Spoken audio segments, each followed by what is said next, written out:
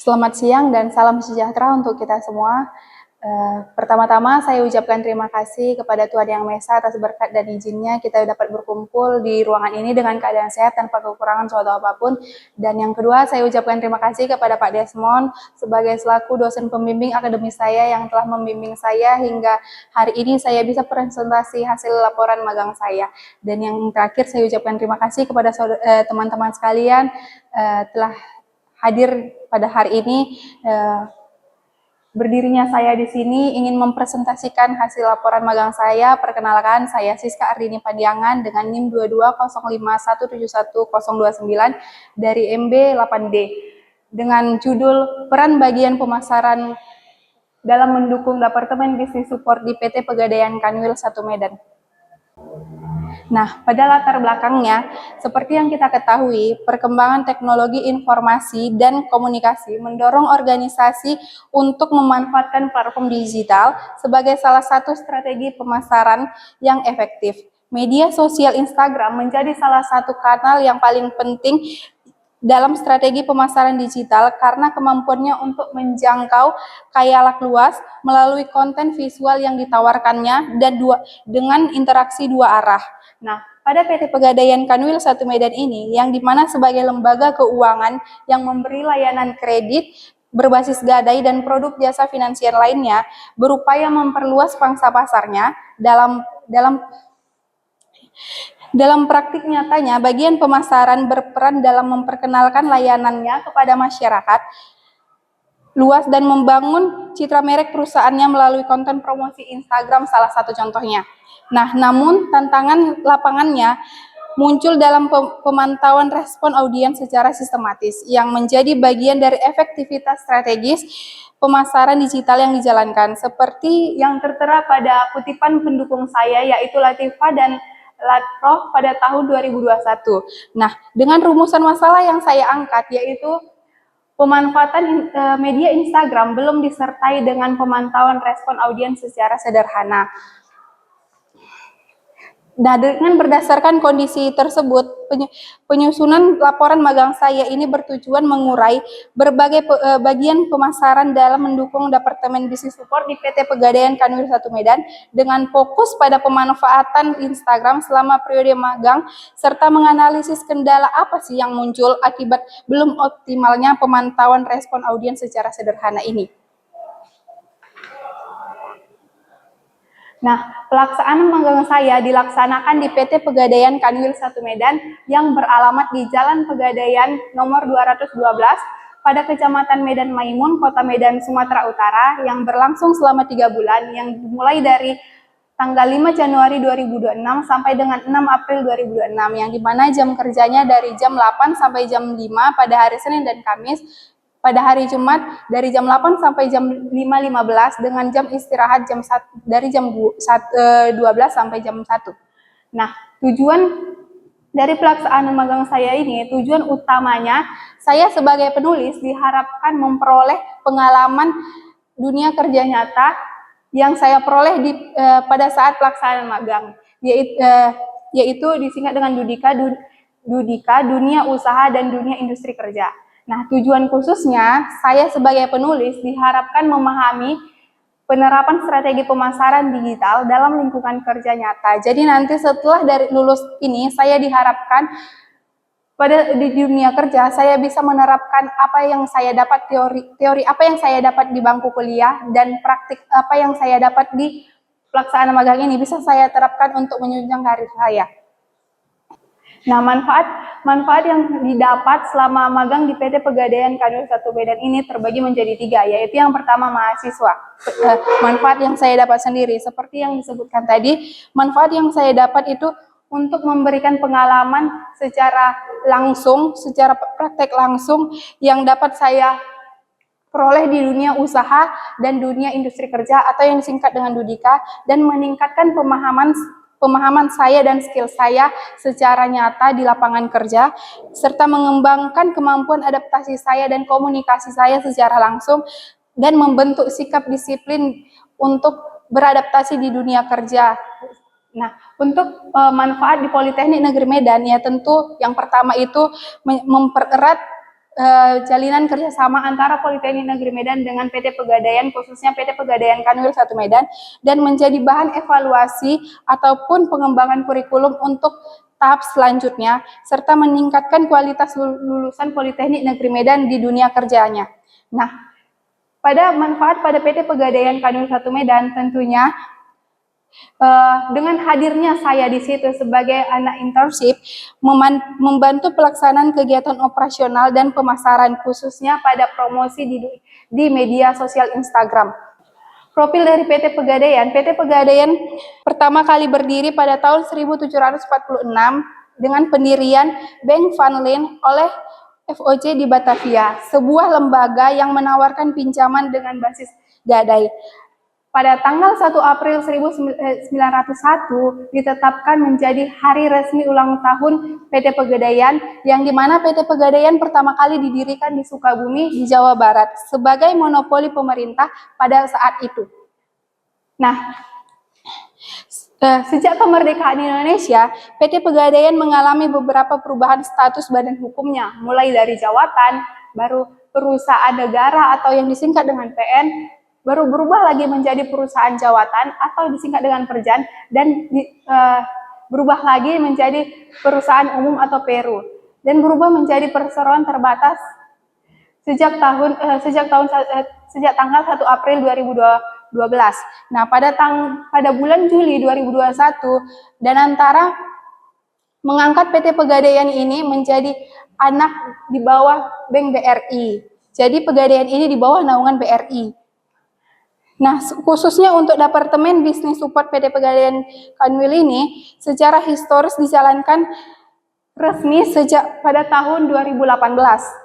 Untuk visi di PT Pegadaian ini ialah the leader in the gold ecosystem and the accelerator of financial inclusion, yang dimana artinya pemimpin dalam ekosistem emas dan akselerator inklusif keuangan.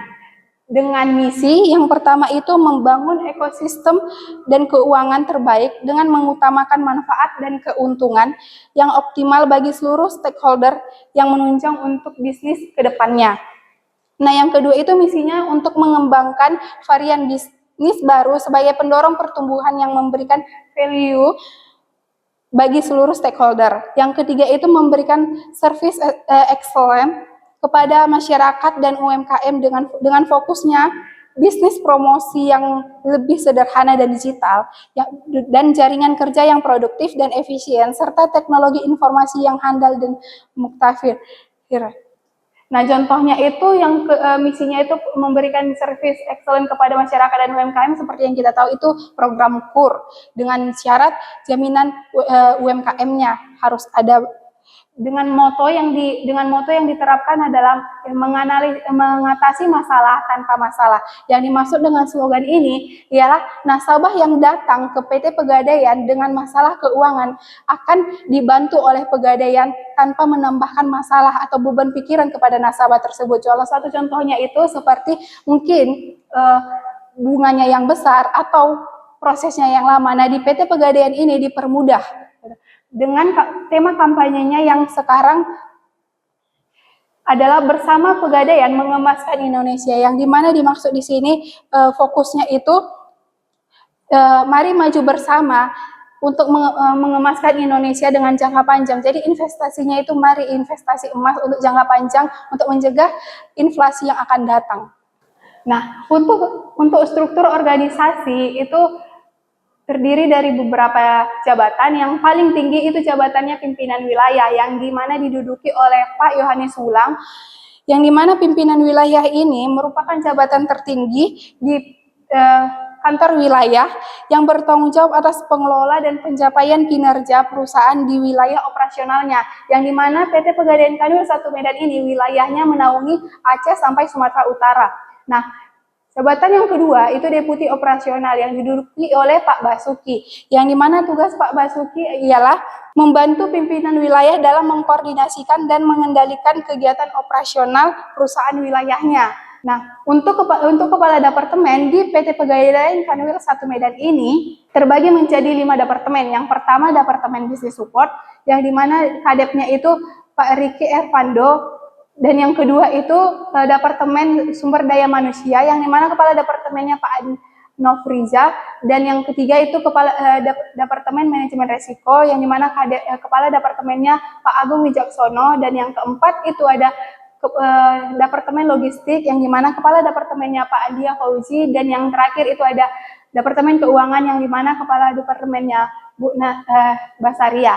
Nah, kita fokus kepada Departemen Business Support, yaitu yang dinaungi oleh kepala departemen Pak Muhammad Ricky Ervando, yang terdiri dari empat bagian, yang dimana bagian yang pertama itu ialah bagian pemasaran dan penjualan. Nah, bagian pemasaran dan penjualan ini, kepala bagiannya itu Bang Anggi Randi, dengan dua staf, yaitu Kak Nayara dan Bang Harmuda, yang dimana tugas dari pemasaran ini ialah menyusun dan melaksanakan strategi pemasaran produk Pegadaian di kantor wilayah 1 Medan. Jadi tugas dari pemasaran dan penjualan ini, mereka bertiga bekerja sama dalam bagaimana strategi promosi yang akan dijalankan di PT Pegadaian Kanwil 1 Medan ini, dan mengkoordinasikannya kepada kantor-kantor cabang dan kantor wilayah dan kantor outlet yang banyak kita lihat di sekitaran kita. Dan jika program tersebut di-approve oleh Pak Kadep Ricky Ervando, maka itu akan langsung suratnya diserahkan kepada pimpinan wilayah untuk anggarannya dikeluarkan. Nah, untuk bagian jaringan dan layanan atau yang sering disingkat dengan CDL, itu kabaknya Bu Lili Damani dengan 4 staf, Kak Yuli, Pak Karmel, Pak Romi, dan Bang Nanda. Yang dimana tugas CDL ini ialah mengelola pengembangan jaringan layanan di outlet atau di cabang untuk memastikan keberlangsungan layanan tersebut lancar dan para pegawai di cabang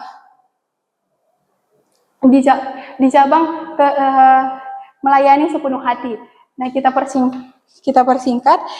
Nah, dapat kita lihat logo Pegadaian itu, yang dimana sudah dijelaskan lingkarannya itu menggambarkan keadilan dan kesatuan dan kesempurnaan. Warna hijaunya itu subur, teduh, dan tumbuh, yang dimana kombinasi warnanya itu menggambarkan transportasi perusahaan dinamis dan berkelanjutan sesuai dengan zamannya, dan lingkaran sejajar saling berhubung, sinergi, dan kolaborasi yang saling menggantung para pemangku kepentingan.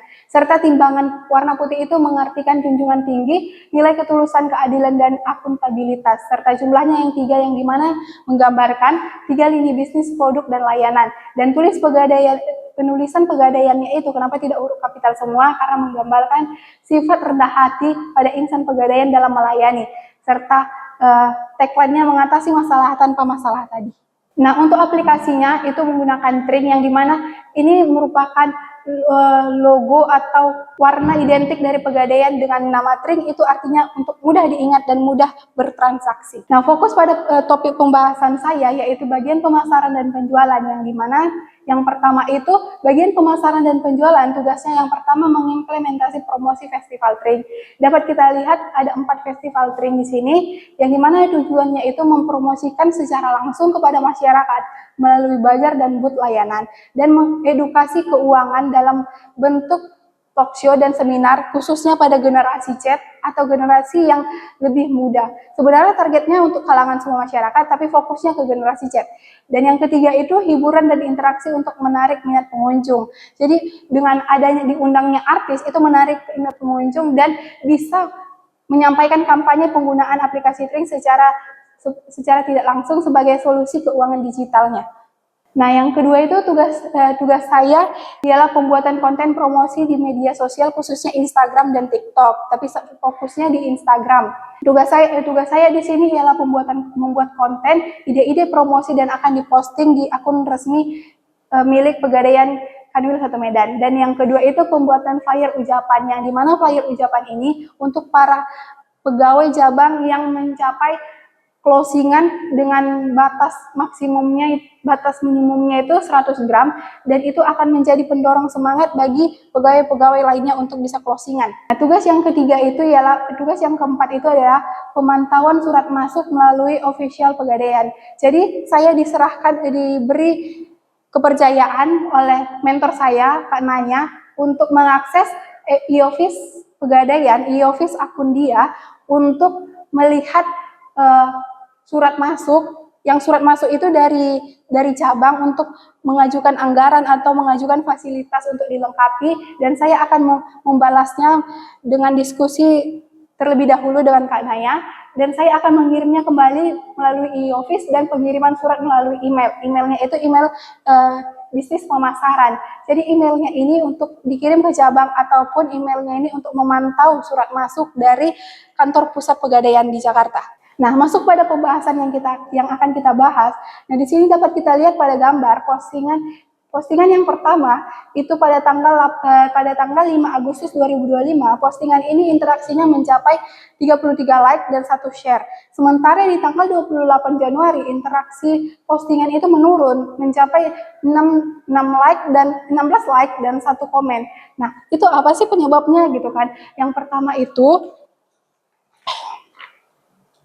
penyebabnya itu apa sih peran pemasaran dalam mendukung bisnis support di PT Pegadaian Kanwil 1 Medan ini?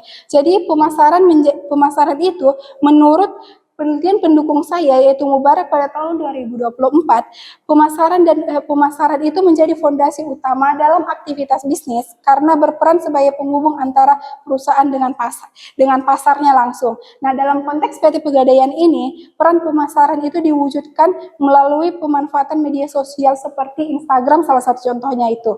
Nah, sebagai saran promosi interaksi dengan masyarakat, namun ditemukan bahwa aktivitas pemasaran masih berfokus pada pembuatan dan publikasi konten tanpa diiringi dengan analisis respon audiens secara mendalam.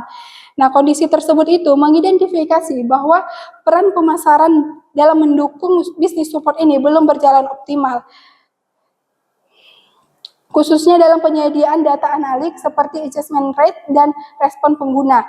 Nah, tanpa adanya pemantauan dan analisis yang berkelanjutan, perusahaan berpotensi kehilangan peluang untuk mengoptimalkan strategi pemasaran yang efektif dan tidak hanya berorientasi pada aktivitas promosi, tetapi juga pada pengelolaan dan analisis data, data menggunakan pendukung pengambilan keputusan yang lebih akurat dan strategis. Nah, yang kedua ini itu analisis permasalahan berdasarkan teori digital marketing dan customer engagement. Nah, pada yang kedua ini menurut dengan penelitian Jair pada tahun 2025, digital marketing merupakan penggunaan teknologi digital untuk mencapai tujuan pemasaran melalui media seperti website, media Instagram atau TikTok dan lain sebagainya, yang dimana platform tersebut mendapatkan komunikasi dua arah antara perusahaan dengan konsumen.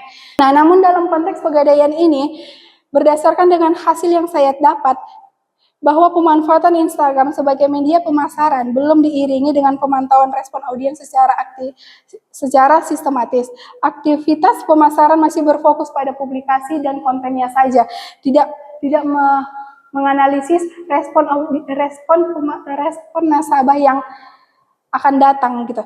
Nah, berdasarkan teori digital marketing dan customer engagement ini, kondisi tersebut mengidentifikasi bahwa perusahaan belum menerapkan konsep pemasaran digital secara optimal.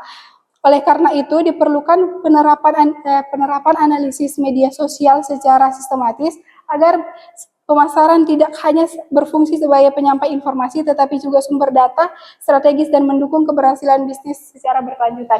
Nah, yang ketiga itu dampak apa sih yang terdapat terhadap kinerja pemasaran ini untuk mendukung kinerja bisnis supportnya. Dampaknya itu memperlambat sistem promosi yang ada dan mengabaikan respon calon nasabah melalui media sosial platform yang digunakannya.